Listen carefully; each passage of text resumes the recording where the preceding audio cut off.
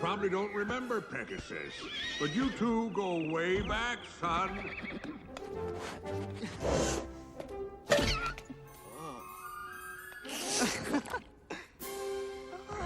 Pegasus!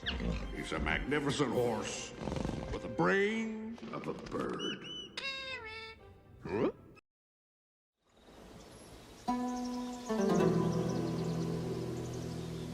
Tutti noi conosciamo Pegasus, il cavallo alato della mitologia greca, come l'inseparabile compagno di avventure di Eracle, il nome greco di Ercole, come ci mostra il film Disney Hercules del 1997. In realtà non è esattamente così. Ecco quindi, la vera storia di Pegaso e di colui di cui fu veramente compagni d'avventure.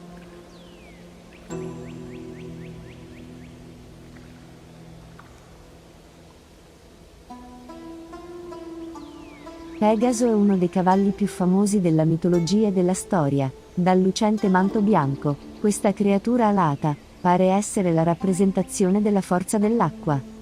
Già nel 1100 d.C., un mitografo vaticano conferma il legame tra le figure di Pegaso e l'acqua. Esso infatti evoca la velocità della corsa dei cavalli, che molto rassomiglia allo scorrere dell'acqua libera.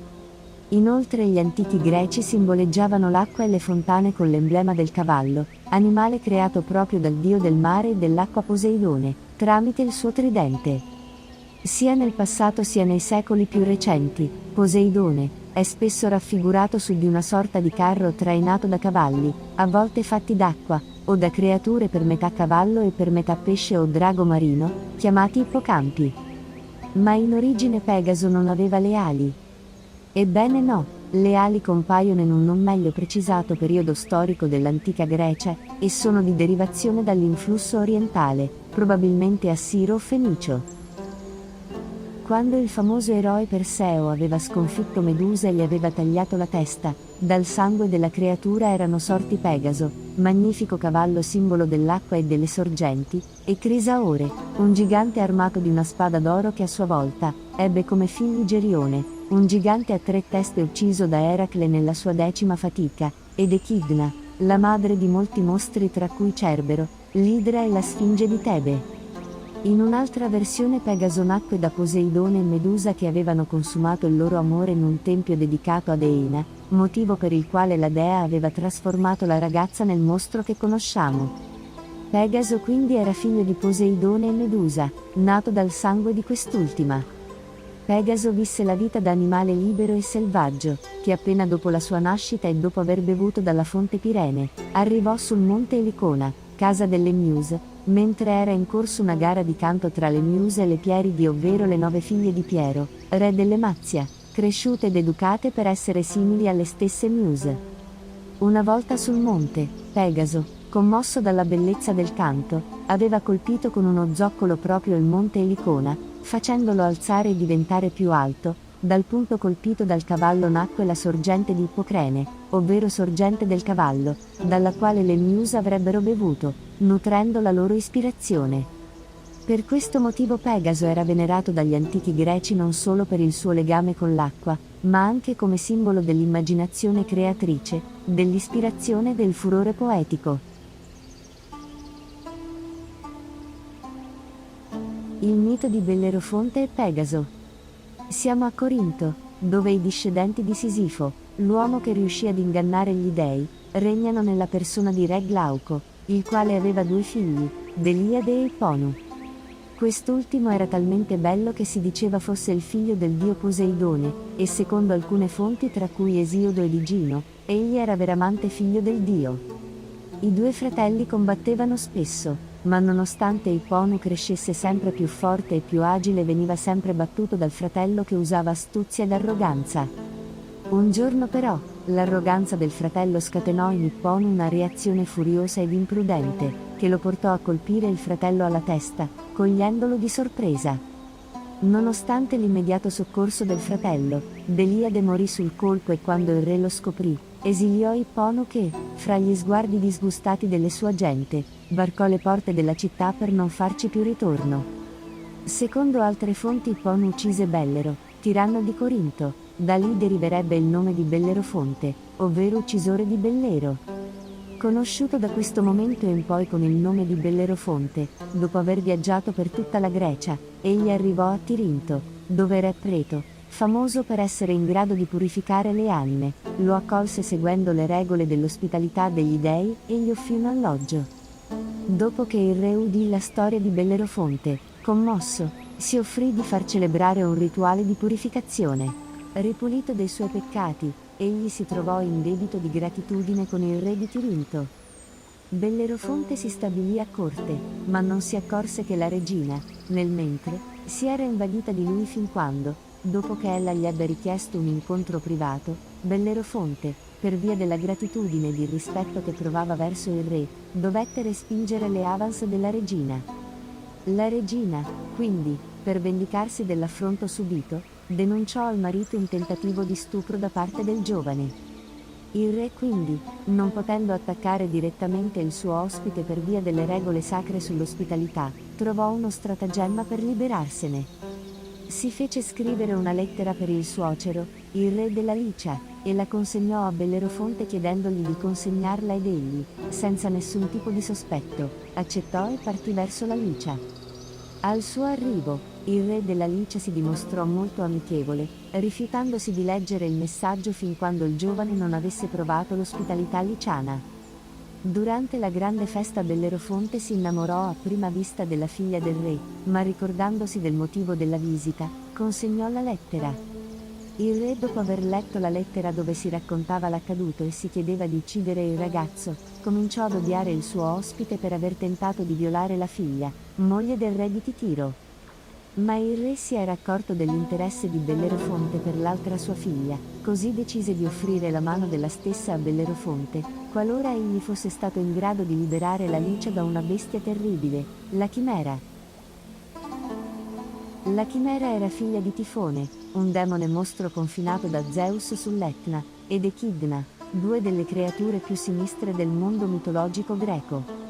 La Chimera era una creatura con una testa di leone ed una di capra, sputava venti di fiato ardente, e colpiva con i suoi artigli affilati da leone la sua coda, che aveva testa di serpente o drago, a seconda della rappresentazione.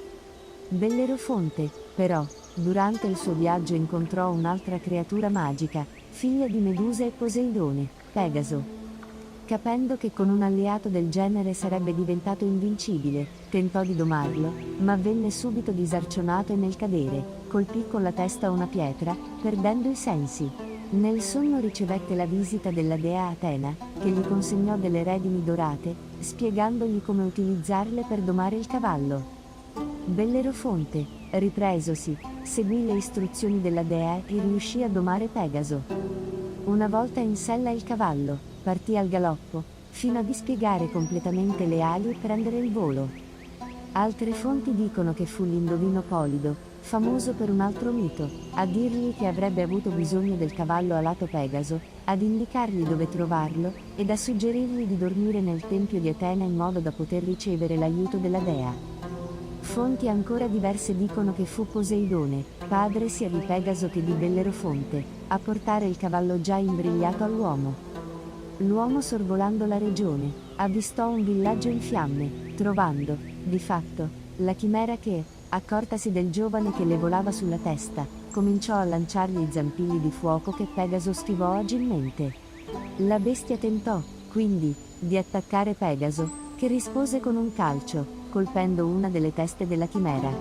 Vedendola vulnerabile, Bellerofonte si lanciò dal cavallo, e trafisse la bestia con la lancia, uccidendola. L'impresa gli conferì un crescente senso di potere, portandolo a cominciare a credere di essere davvero il figlio di Poseidone. Consegnò al re della Licia la testa della chimera come trofeo.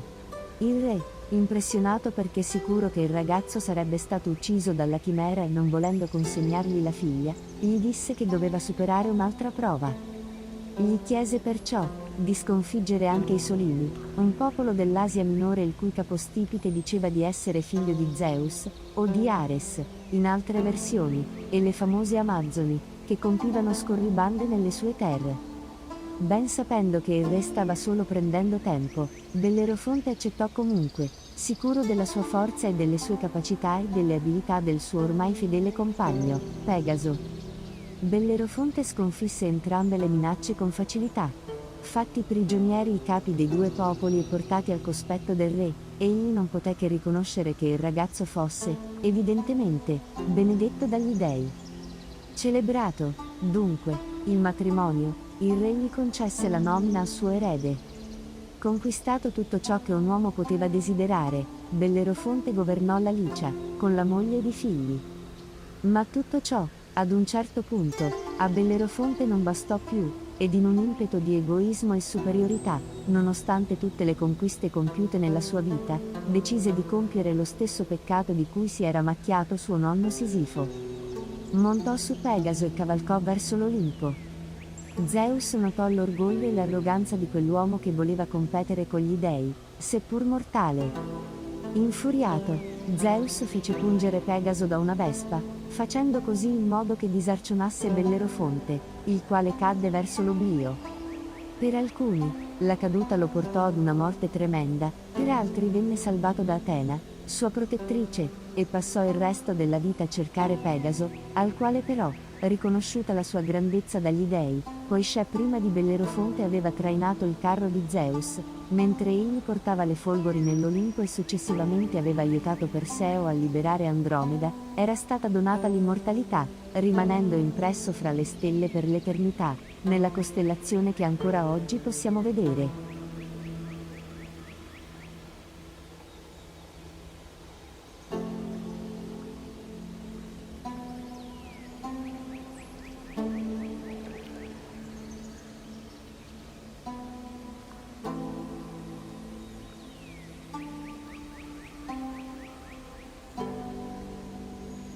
Se il video ti è piaciuto lascia un like e per vedere altri video come questo puoi iscriverti al canale.